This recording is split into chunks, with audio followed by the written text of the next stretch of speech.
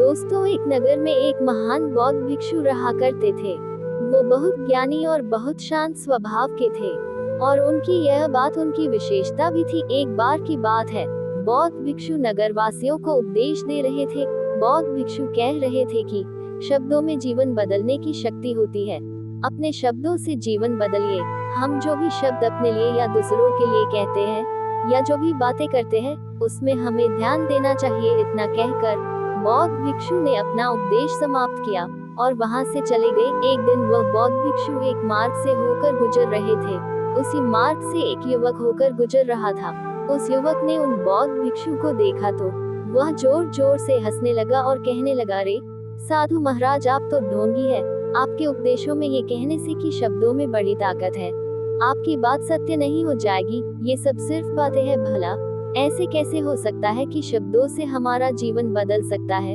उस युवक की सारी बातें उन भिक्षु ने ध्यानपूर्वक सुनी और उसके बाद वह मुस्कुराते हुए उस युवक से कहते हैं, बेटा, नाद से ही तो ये दुनिया प्रकट हुई है, और अच्छे शब्दों के पीछे भी नाद होता है जो पूरा जीवन बदल देता। वह बौद्ध भिक्षु उस युवक से कहते हैं, देखो, मैं तुम्हें अपने अनुभव से बता रहा हूँ, लेकिन फिर भी तुम्हें यकीन न हो तो तुम इसे खुद आजमा कर देख सकते हो।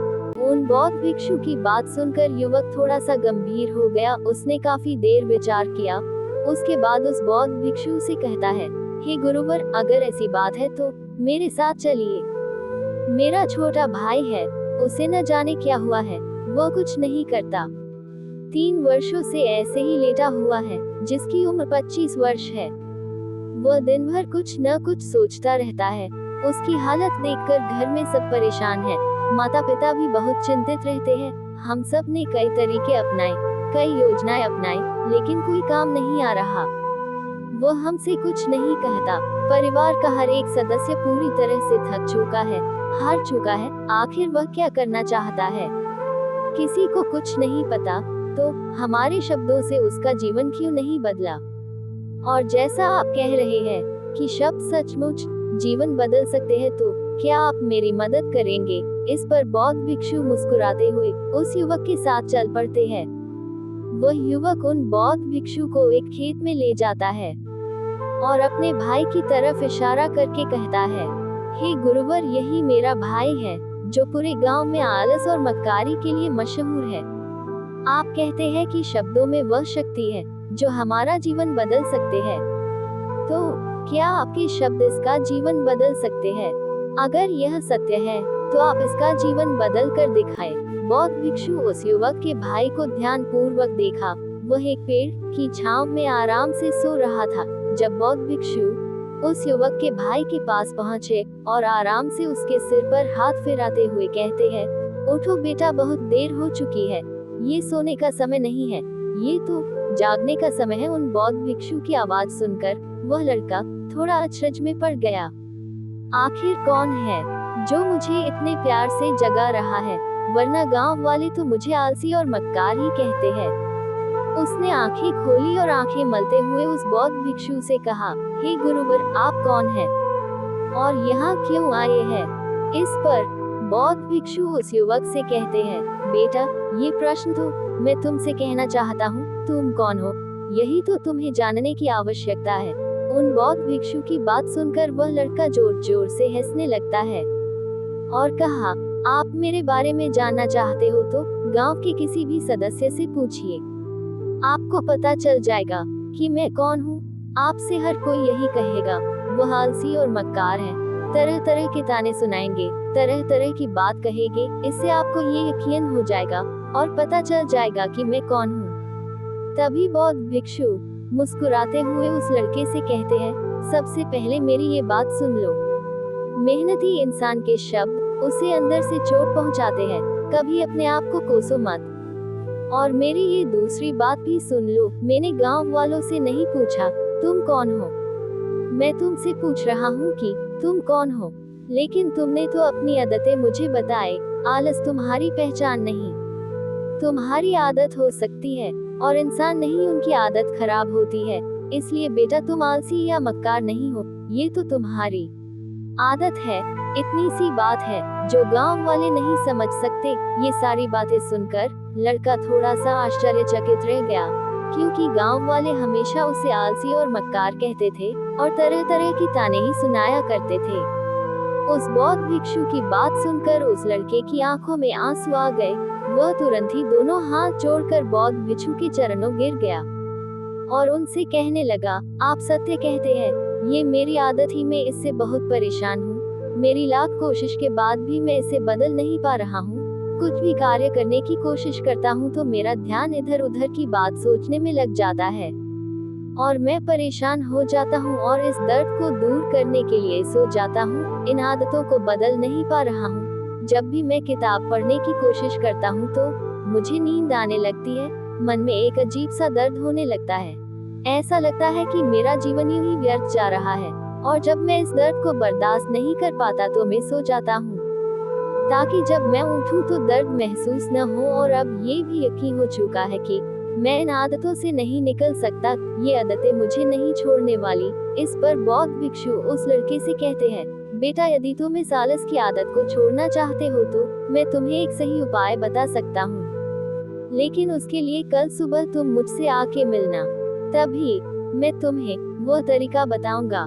इतना कहकर बौद्ध भिक्षु वहाँ से चले गए। बौद्ध भिक्षु की सारी बातें उस लड़के की कानों में गूंज रहे थे।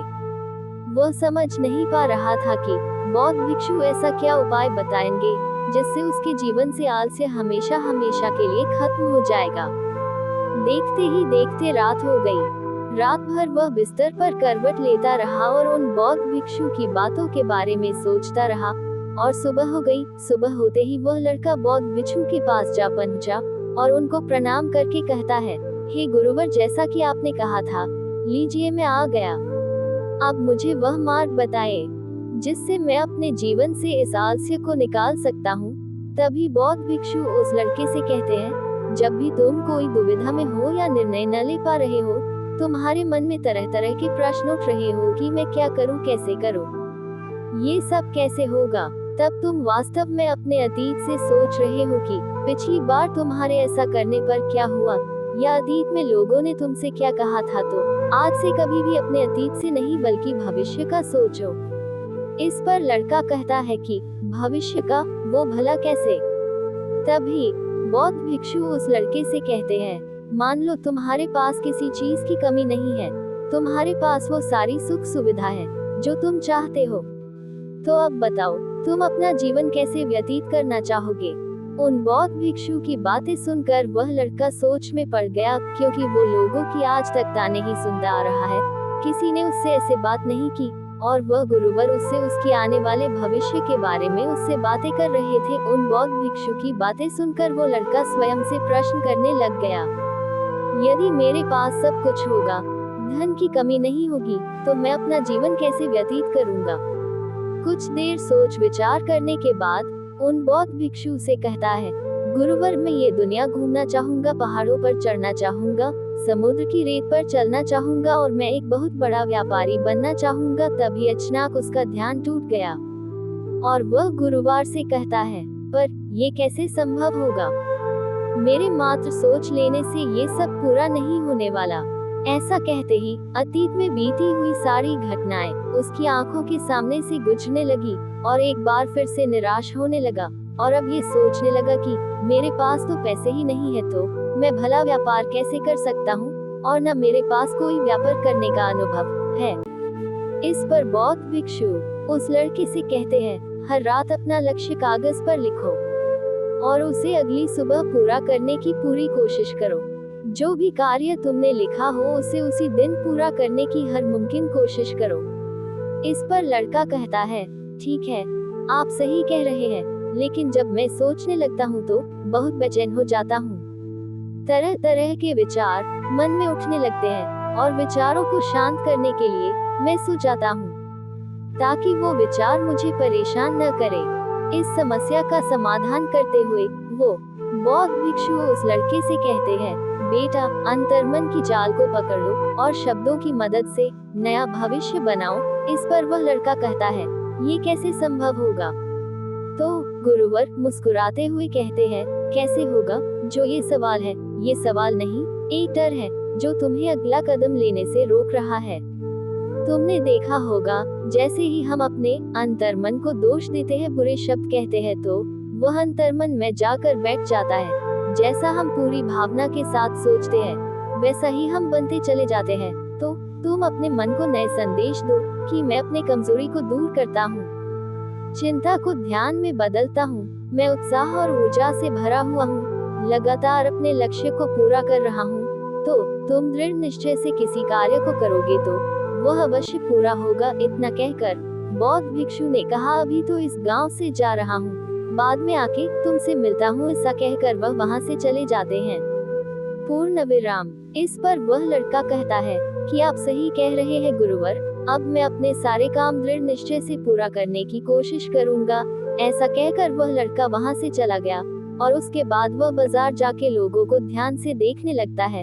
सभी लोग क्या काम कर रहे हैं, कौन सा सामान लोग ज्यादा खरीद रहे हैं। वह लड़का रोज बाजार आता और लोगों को ध्यान से देखने लगता, व्यापार के सभी क्रियाकलाप को समझने की कोशिश करता और फिर वो एक दिन बड़े व्यापारी के यहाँ काम करने लगता है और धीरे धीरे मसाले के व्यापार की पूरी जानकारी लेने के बाद वह लड़का एक बहुत बड़ा व्यापारी बन जाता है। इस प्रकार दोस्तों, सही शब्दों का प्रयोग करके और दृढ़ निश्चय से हम अपने जीवन में परिवर्तन ला सकते हैं और अपने लक्ष्यों को प्राप्त कर सकते हैं।